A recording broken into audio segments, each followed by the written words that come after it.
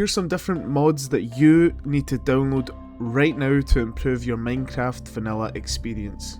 Let's jump right into it. Jumping into my honourable mention, I'm going to go with Axiom. Now what this mod is, it's a tool for you to build in creative. So here's an example I built using Axiom. You can do a lot of things like change the gradients, you can do paths, you can do custom trees, and the best part about this, you can select your trees and then copy and paste them so it looks like a nice tiny forest. Here's another basic build I done on Axiom. I used shapes, gradients to make it stand out. Now to actually enter the mod, you have to press the right shift button and this whole menu pops up. There's a lot of different features that you can do, but that's a whole different video. For example, you can do shapes, spheres, you can move it around, you can press enter.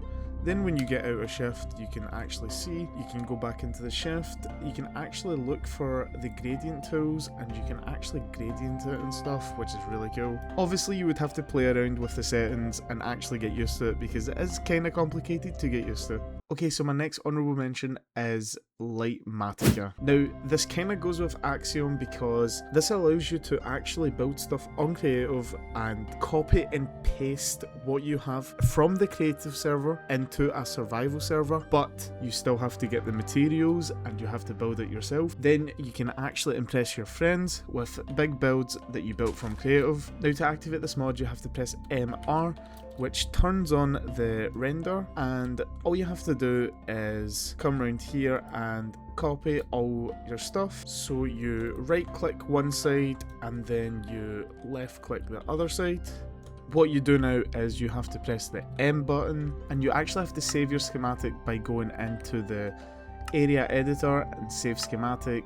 All my schematics are here. Again, you're going to have to mess with this mod to actually get used to it, but you could always impress your friends in your survival world. Okay, so my next go-to mod is the Shulkerbox mod, and this mod actually allows you to look into the Shulkerboxes without having to place them. So let's just say I'm looking for a specific item that's in my Shulkerbox, but I can't be bothered placing it down and looking for it. All I have to do is press the inventory button and shift over the shulkers and you can see everything that's inside the shulker boxes. Now the best part about this mod is when you're doing big project builds and you have lots of shulker boxes around and you don't actually know where the blocks are, or you've just placed all your blocks randomly in a shulker box, you can actually find it a lot easier now just by pressing shift and seeing where those blocks are, instead of placing all those shulker boxes and having to look into those shulker boxes individually. So the next mod I always use is the waypoint mod. This actually allows you to set waypoints everywhere you go. Let's just say this is my home and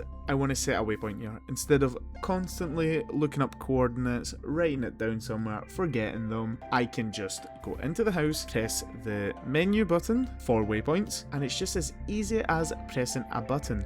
But you can actually customize your waypoints to what you want. So let's just say this is home and I just want it to be text colored, but you can also do items and you can customize those items, choose any block you want, but right now I just want a text colored home and my favorite color is blue. So now all I have to do is actually create the waypoint.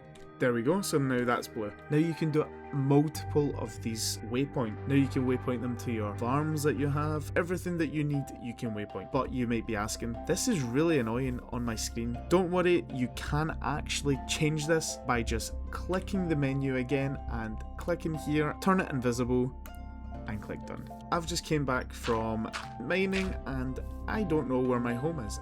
I don't really want to look up the coordinates and do all that, so I just bring up the menu, go here, visible, done, and I can see where home is. Another really fun mod you could use is Distant Horizons. What this mod actually does is let you see really far away, but the best part about this, it isn't actually real chunks you are seeing. It is fake loaded chunks, which means it doesn't lag your computer as much, but you could still see. Now if you actually zoom into some areas, it doesn't look very appealing, but from a distance it does look really cool. If you zoom in, can't really tell what that is, but once you get closer you can actually see that it's bamboo.